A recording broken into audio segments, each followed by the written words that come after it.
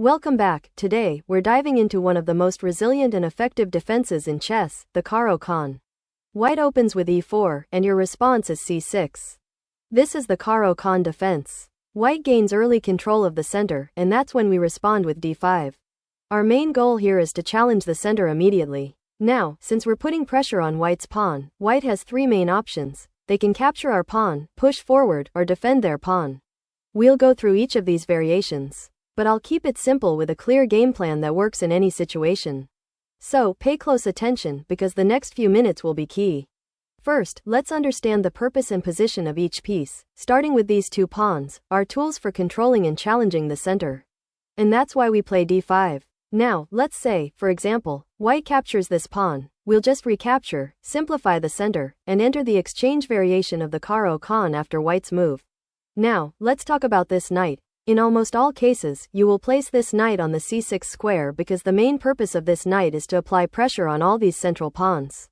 So, remember, your knight belongs on c6. Okay, now let's talk about this bishop. In the Caro-Kann, this bishop is generally developed to either f5 or g4. Whenever White brings out their knight to f3, g4 becomes the ideal square for the bishop because you pin the knight and indirectly apply pressure on the center. Now, if the knight is not here, then, obviously, we cannot bring the bishop to g4 because of the queen, so then you can develop the bishop to f5. In this case, since the knight is here, we play bishop to g4. Okay, now let's talk about the other bishop. Once the light square bishop moves out of this pawn chain, only then is it a good idea to push this pawn forward. So e6 gives us this beautiful pawn chain and opens up the diagonal for this bishop. After White castles, you can bring out the bishop. But let's also talk about the other knight. Now, ideally, whenever this f6 square is available, you should look to get your knight there. But in some variations, you'll have a white pawn on d5, so knight f6 won't be possible. In such games, you'll have to maneuver your knight to g6 or f5. I will show this in the other variations, but for the moment, f6 is straightforward, so we place the knight there. Okay, now, whenever White attacks our bishop with this pawn, we will simply take the knight. The point is that this knight is slightly better because it is a strong defender of the center. So eliminating it is generally a good idea. So, we take the knight, White recaptures, and now we can simply develop this bishop. These two squares are generally good for the bishop. But here, since we have this beautiful open diagonal, bishop to d6 is a good option.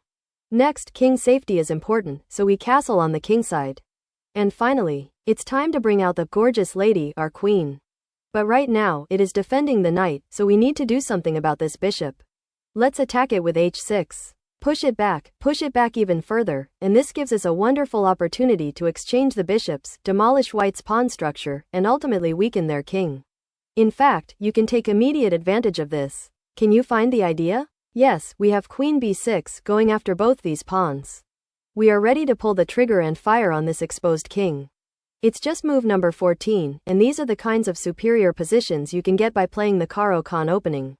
By the way, at any point, if White pins your knight like this, there's not much to worry about because in any case, even if White captures your knight, you gain an even better pawn structure, which solidifies your central control. Now, with all these important ideas in mind, we can easily deal with all the common moves White can play. So, let's look at some of the important variations. Okay, so after this pawn exchange, let's say White goes c4. This is the Panev variation. Now, remember all the rules we discussed earlier because we'll apply them in every variation. Here, we have an option to capture this pawn, but that simply allows White to activate their bishop, so that's something you want to avoid. Now, you can play knight c6, but it's better to add a defender to this pawn. So, why not first play knight f6? Since we already know that this is a good square for the knight, look, even though the ideas remain the same, our move order is flexible. It's okay to interchange your moves depending on your requirement. So here, instead of bringing out this knight, we can first develop the other knight, and once you're comfortable, then you can play knight c6. If White takes, that's actually great for you because now this d4 pawn is isolated and becomes very, very weak. Anyway, if they play knight f3, you know what to do, right? Yes, bring out the bishop to g4. Exchanging this knight is not a good idea because you allow White to recapture and defend this pawn. So just avoid that. Anyway, bishop e2, and now, since this bishop is out, it's time to activate the other bishop. So, e6, then bishop d6 or bishop e7 is also fine. If knight takes, recapturing with the pawn makes it isolated, so it's better to take with the queen. And finally, after all this, you can just castle, and our strategy remains the same. Just apply the basic principles of chess, and you should be good to go. Alright, so we've looked at the exchange variation of the Caro-Kann. Now, let's look at the most common response you'll see from white, and that is e5. White pushes forward, so we call this the advance variation. Now, here you cannot bring out the knights immediately. So what do? Do you remember the purpose of these pawns? Yes, we have to use them to attack the center, that's why we'll push c5. The idea is to pressure this pawn, and also free up this important square for our knight. And if white takes, don't worry, these pawns are extremely weak, and we can regain them very soon. Now, e6 locks down our bishop, so hold on for the moment, let's develop this knight and attack the pawn. If knight f3, you know what to do, right? Just pin the knight, and once the bishop is out, then you can play e6. This pawn is in danger, and if white defends, you can very well play bishop e2. But then, what about this knight? Remember, I told you earlier that in some variations, you won't be able to place your knight here. This is what I was talking about. Now, if you play bishop e2, you're also taking away this square from the knight, so the knight is stuck. In such situations, our plan is to maneuver this knight to either f5 or g6. So first, we'll go knight e7. In the meantime, if white attacks our bishop, you already know that we have to exchange these pieces, and then we can simply pick up this pawn. From here, it's the exact same plan. We'll relocate the knight, develop the bishop, and castle on the kingside. It's quite straightforward. Now, on similar lines in the advance variation, after c5. Even if white defends this pawn, we'll still bring out the knight as usual. If they take, you take on e5, and white ends up with doubled pawns, which is actually great for you. Even if white plays a normal development move like knight f3, we can exchange the pawns and then bring out the bishop as usual. If they attack, we take the knight. And after queen takes, we pick up a free pawn. Going back, instead of h3, if white continues with normal development, we will continue with the same game plan, first e6. Now, the knight cannot go here, so knight e7.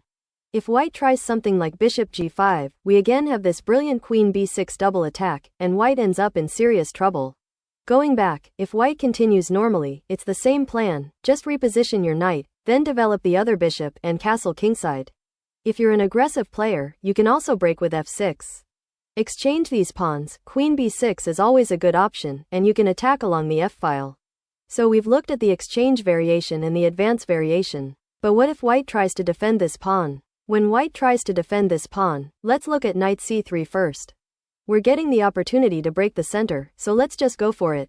D takes e4 and knight takes e4. Following the same game plan, let's develop the knights first with knight f6. If white takes, we recapture with the e-pawn. Don't worry about these double pawns, because this time we will attack the kingside with all our pieces, especially if white castles short. Now, in this position, since we don't have any pawns on these light squares, this bishop becomes a lot more valuable. Therefore, giving it up for the knight might not always be fruitful, so let's wait before committing it to g4, as it can be easily pushed back. In the meantime, let's bring out this bishop and then castle. White does the same, and we position our rook on the open file. Now, we will need to make some adjustments for this knight and the bishop. In this case, both of these squares are in white's control, so our bishop goes to e6. Now, our knight can't go here, and since our focus is on the kingside, we will rotate the knight like this. Knight d7. Queen c2 attacks this pawn, so we bring in our knight, and now with queen d7, our plan is to attack the king. This is just a sample game I want to show you, which continues with a beautiful bishop sacrifice. Pawn takes, queen takes. It's a double threat, so white defends the knight. We keep attacking, and ultimately, after the knight moves away, we have a queen check. The bishop is gone, another check, and this time the knight is gone, and from here, black is completely winning. And that's an example of how you can demolish your opponents using the Caro-Kann. Thanks for watching.